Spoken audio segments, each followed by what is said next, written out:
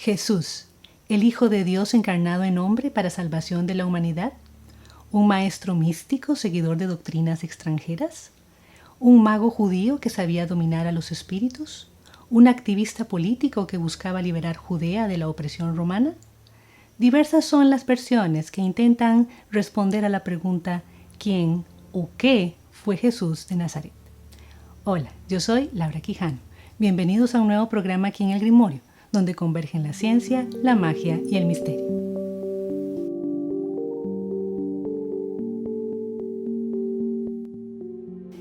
La versión más conocida de Jesús de Nazaret es la que domina la vida de los creyentes cristianos.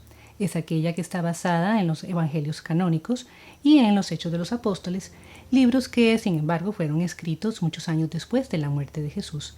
Y también se tiene la noción de que su venida y su acto de resurrección, que fue para salvar a la humanidad, estaba profetizada en el Antiguo Testamento. Esta imagen es la que domina la vida de los creyentes. Pero existen otras versiones muy interesantes que trazan una imagen muy diferente de Jesús. Una de esas versiones es la que estableció o propuso el escritor de materias espirituales Neville Goddard.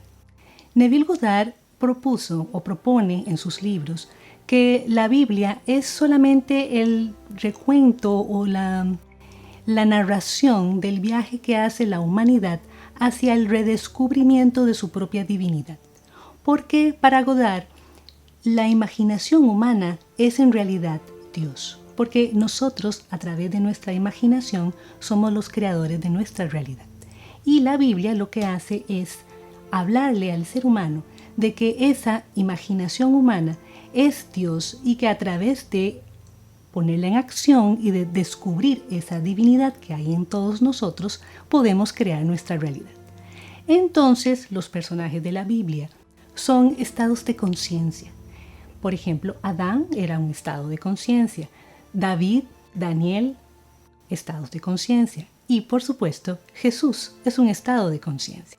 Pero es uno de los estados más importantes, porque es realmente la imaginación humana puesta en acción.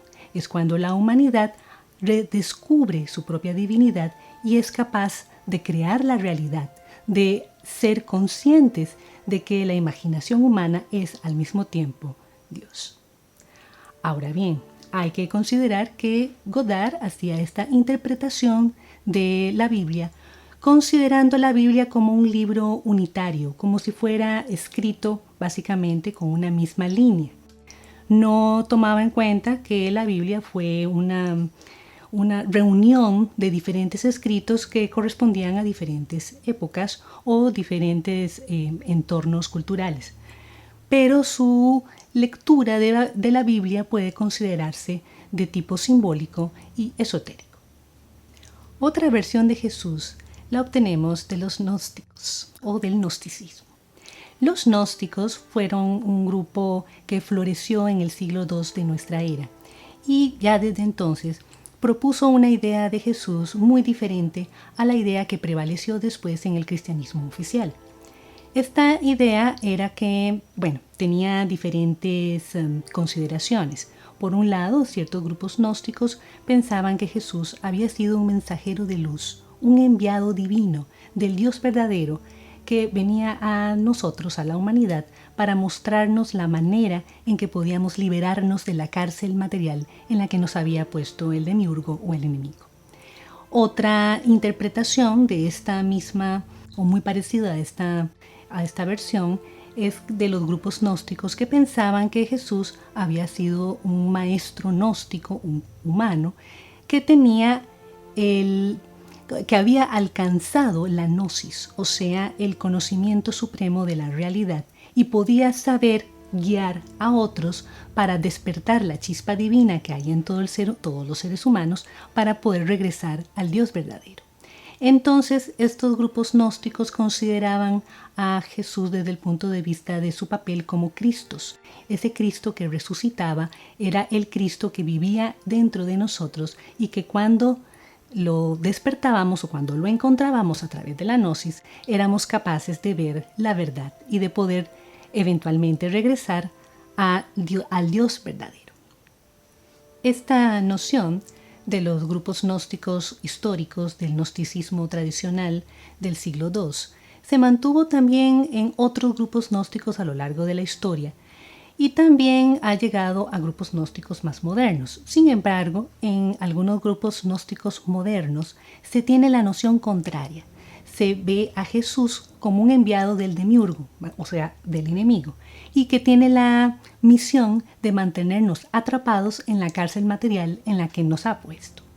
Esta noción se contrasta totalmente con la otra noción de los otros gnósticos. También hay otra versión que sostienen diferentes grupos místicos que ven a Jesús como un maestro ascendido. O sea, ya es un ser de luz, un ser que ha llegado más allá de lo que nosotros podemos llegar en nuestro plano material y que tiene la capacidad y la disposición de ayudarnos a nosotros en nuestro camino a la iluminación. Esta visión se corresponde en ciertos puntos o es muy similar a la visión que tenían los gnósticos tradicionales sobre este Cristo interior que vivía dentro de nosotros.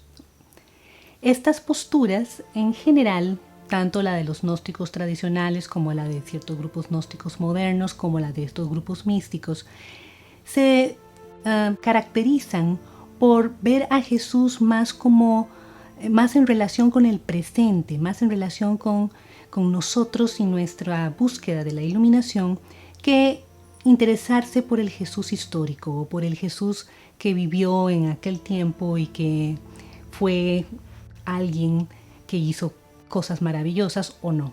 O sea, a estos grupos no les interesa tanto ese Jesús, sino la relación que tenemos con el Jesús vivo o el Jesús espiritual del que ellos están hablando. Otra versión que se interesa más bien por la figura histórica de Jesús es aquella que sostiene que Jesús fue en realidad un activista político, de tipo político y religioso, que era un judío de la región de Galilea que había considerado necesario hacer un cambio fundamental en la manera en que se relacionaban los judíos de entonces, que vivían en duras condiciones económicas y sociales y que tenían la capacidad para darle la espalda a Roma y también a la aristocracia de Herodes y al propio Herodes. Entonces se expandió por la zona un mensaje de tipo subversivo, lo suficientemente provocador para ser visto con sospecha por parte de las autoridades y que había logrado llamar la atención lo suficiente como para que lo arrestaran y eventualmente lo ejecutaran. En esta versión se toman en cuenta diferentes datos de muchos documentos, incluyendo también restos arqueológicos. Otra versión del Jesús histórico, pero de tonalidad más esotérica, apunta que Jesús ciertamente fue un activista político, pero no fue un campesino de la zona de Galilea, sino más bien el descendiente de la casa real de David, un legítimo aspirante al trono de Israel y que tenía toda la intención de reclamar ese trono de vuelta.